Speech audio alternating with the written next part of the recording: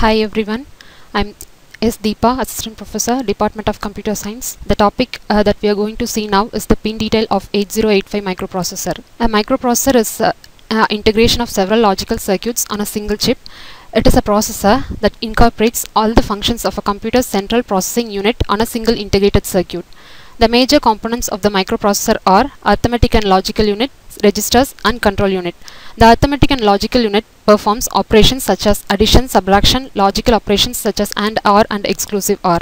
The registers are used for temporary storage of data during the execution of the program. The control unit provides the timing and control signals to carry out the different operations within as well as the outside the CPU.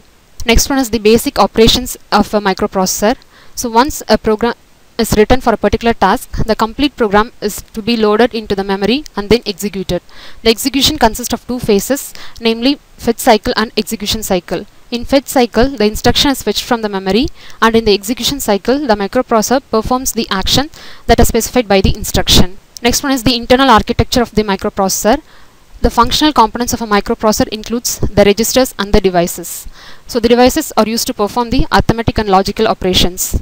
Next one is the pin detail of 8085 microprocessor. The signals of 8085 microprocessor are categorized into 6 types. They are power supply and clock signals, address bus, data bus, control and status signals, interrupts and externally initiated signals, serial I/O ports. This is the pin diagram of 8085 microprocessor. It consists of 40 pins. So first one is power supply and clock signals. It consists of VCC, VSS, X1 and X2 and clock output. VCC denotes the plus 5 volt power supply. VSS denotes the ground.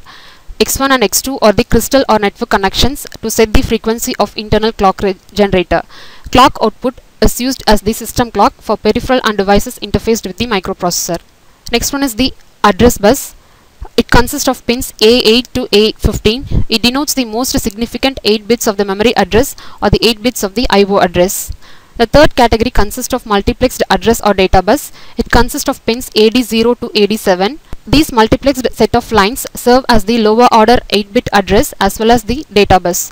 During the opcode fetch operation in the first clock cycle, the lines deliver the lower order address A0 to A7. In the subsequent I/O memory read-write clock cycle, the lines are used as data bus. The CPU may read or write out data through these lines. The next category of signal is control and status signals. There are 4 pins under this control and status signal. They are ALE, RD, WR, IO/M. ALE stands for address latch enable. This signal helps to capture the lower order address which is present on the multiplexed address or data bus. This signal is generated whenever the CPU begins a machine cycle. The ALE signal enables the lower order address to be latched externally. Basically, the microprocessor does 4 operations, namely memory read, memory write, IO read and IO write. Next one is RD signal. It denotes read memory or IO device. This signal indicates that the selected memory location or the IO device is to be read and that the data bus is ready for accepting the data from memory or IO device. Next one is WR signal. It represents the write memory or IO signal. This signal indicates that the data on the data bus is to be written into the selected memory location or IO device. Next one is IO/M. It denotes the selection of memory or an IO device. It indicates that the read or write operation relates to whether the memory or IO device. It goes high to indicate an IO operation and kept low for memory operations combined with RD and write signals. The IO/M signal directs the CPU data into IO or memory devices. The next category of signal is status signals, S0 and S1. When the value S1 is 0, and S0 is 0, the data bus status denotes halt condition. When the value of S1 is 0 and S0 is 1, the data bus denotes the write operation. When the value of S1 is 1 and S0 is 0, the data bus and status denotes read operation. When the value of S1 is 1 and S2 is 1, the data bus status denotes fetch operation. These status signals may be used to know the type of current operation that the CPU performs. The next category of signal is interrupts and externally initiated operations. The microprocessors provide a facility called an interrupt which enables a peripheral device to draw the attention of the microprocessor whenever the peripheral is ready for data transfer. The 8085 architecture has 5 interrupt signals, namely TRAP, RST 7.5, RST 6.5, RST 5.5 and INTR. They are initiated externally by the peripheral devices. On receipt of an interrupt, the microprocessor acknowledges the interrupt by the active low INTA interrupt acknowledgement signal. So finally, the externally initiated operations. It consists of reset in and reset out. The reset in signal is used to reset the microprocessor. The program counter inside the microprocessor is set to 0. The reset out signal indicates the CPU is being reset. It can be used as a system reset to reset all the connected devices when the microprocessor is reset. One important operation of the microprocessor is the direct memory access operation.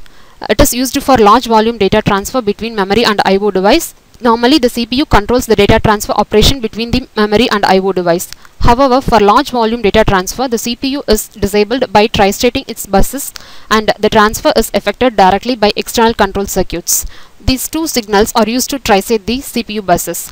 Whole signal is generated by the DMA controller circuit. On receipt of this signal, the microprocessor acknowledges the request by sending out HLDA signal and leaves out the control of the buses. After the HLDA signal, the DMA controller starts the direct transfer of data.